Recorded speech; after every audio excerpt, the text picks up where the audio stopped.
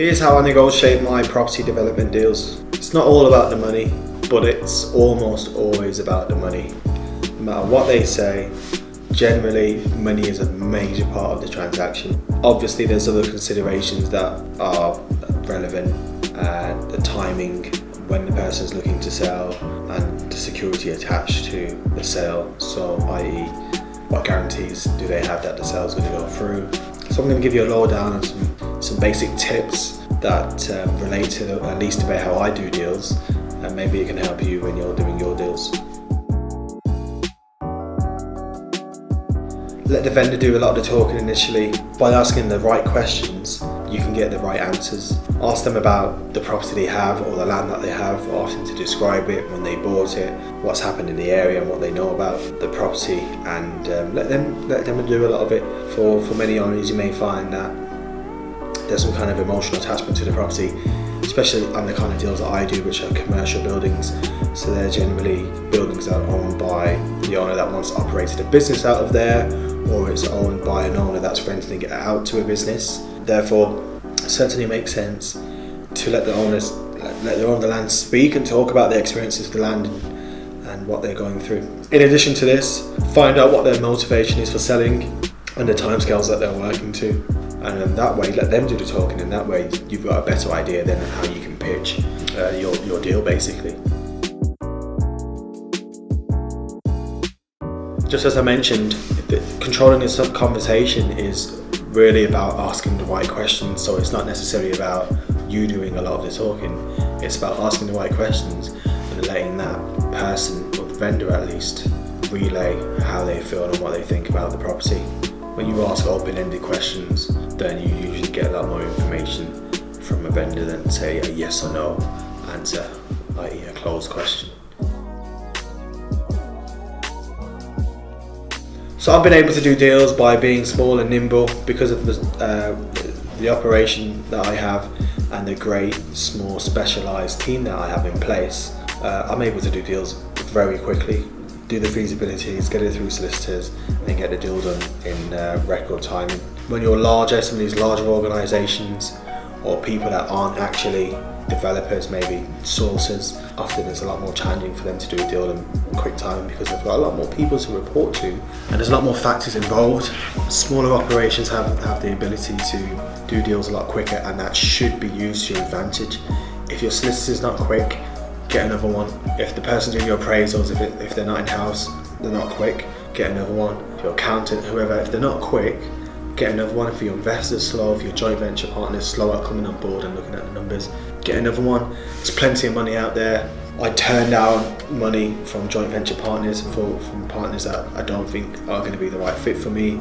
The ones that I think are a right fit, then I nurture those relationships, and people need to understand, like they do with me, they need to know where my skills are, what I'm able to do, and they need to have confidence in my ability.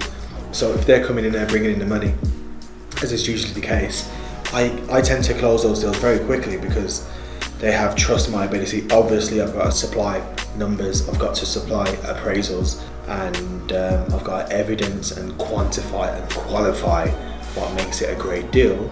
But once I do, it's done and dusted. So something I do without fail is if I speak to a vendor, someone that's selling their property, and I'm interested in buying that property, I will let them know what the process involves and when they can expect to hear from me and what's going on. So for instance, on a site that I find that I want to develop on, that I want to do a potential development, if I get in touch with that vendor and they want to sell, I'll then let them know that I'm going to go off and do a feasibility study with my team. So that will involve my architects and may potentially involve some other consultants if it's a more complex site, like a planning consultant. I'll go back to my team, do a feasibility study. This feasibility study helps me to determine how many units I can get on that site potentially, and therefore what I can ultimately pay for the land. I can then factor in the risk of how much the planning is going to cost, how long it could take to get planning, and all these other factors that play a part in this to give an offer price for the land. That process could take, just to put an offer in, could take, well, a lot of it comes down to the speed of the architects. So it could take a few days up to longer if your architects are slow. And again, if they're slow, you get another one. It's that simple. There's definitely a two-way relationship when you're using third parties and using someone's services. If they're slow to coming back to you regularly, then they probably don't value the relationship, and if they don't, then you should find someone that will do. Obviously make them aware that you need to be working on speed, and if they're not working on speed, then you're going to have to find someone that aligns with that. And if they continue not to fall in line, then you get somebody else. There's plenty of people out there, plenty of organisations out there that are hungry, that are willing to do deals and progress. So don't use that as an excuse not to do deals. Find somebody else. I get approaches quite often from services from all over, especially on LinkedIn, Instagram and other places, email. Companies approach me wanting to work with me because I'm doing deals and they see that I'm doing deals. Once you're active, more people will be interested in working with you. So again, timescales are important, but those timescales need to be realistic, and you need to have a good team in place in order to meet those timescales. So when you tell that vendor that you're going to take a week to come back to them, make sure you come back in that week and before the week's out. That's certainly something that I do, but it's also on the back of, or certainly on the back of, having a great team in place that will come back quickly with what I need. So timescales, I let them know I'm going to take a few days to come back for the feasibility.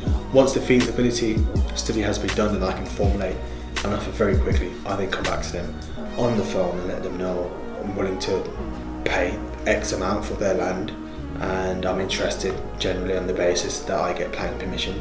So I'll get planning at my cost, and once I get that, I'll then buy your land. So most owners that are willing to sell and they're in a position to sell, they're generally up for that. If they're already happy to sell and you're offering them an amount that's substantially higher than what their land's worth, then generally they're happy to do a deal.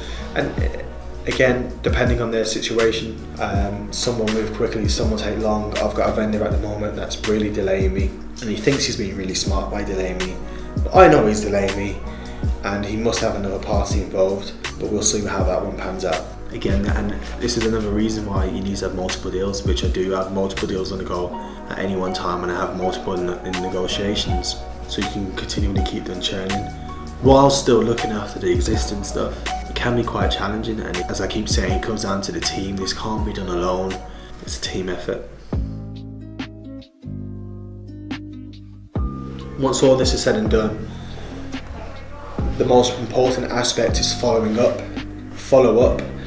Once you've made an offer, follow up again in a few days, and then a few days after that, and you follow up until the deal's done. You keep following up until the deal's done. If they one day tell you that they're not interested in doing a deal, say great, good luck, and then follow up with them again in a few months. The deal isn't done until the deal's done. It isn't over till it's over.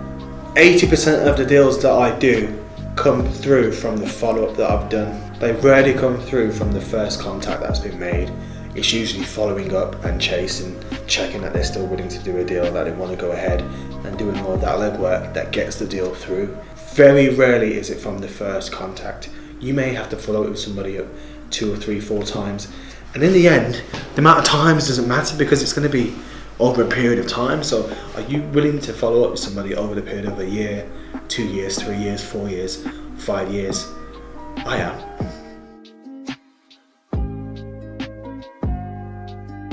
When I put in my offer, I tend to put in a strong offer initially. I don't usually go lowball. Some people may not agree with this, but I don't like the back and forth. I like to get deals done quickly. So I come with a strong offer first time round, and that's usually my best offer. And I want to do a deal straight away. And usually, from what I find, if you come with a strong offer initially, then there's interest. If their land is worth only 500k now, and you've offered 750k to subject to planning, they know they're getting a great deal. Especially if you are the one taking all the risk with the planning application to get the increase in value. Many people are happy with that because a lot of these vendors, they don't have the experience or the expertise or the willingness to take the risk and spend what can be 6 figures on getting planning permission. So it takes somebody with that gut to go for it. Don't offer on deals at a level that wouldn't work. I'll give you an example. Some vendors may tell you that they've had other offers for their properties at X amount. That doesn't mean the property's worth that. That just means somebody's got a figure run offered at them. It doesn't mean they've got the funds, it doesn't mean that they were happy to go ahead with the transaction, but it does mean that someone put forward that figure. That doesn't mean that's the actual deal that's going to be done, or that that deal is actually in competition with you. Do a deal on your own basis and make sure it stacks on your own basis. Don't be influenced by what other so-called offers are on the table, because it may not necessarily be the case. And if they are on the table, then a lot of these offers fall through, because by the time they do some actual work and a realistic appraisal on the deal, it's over.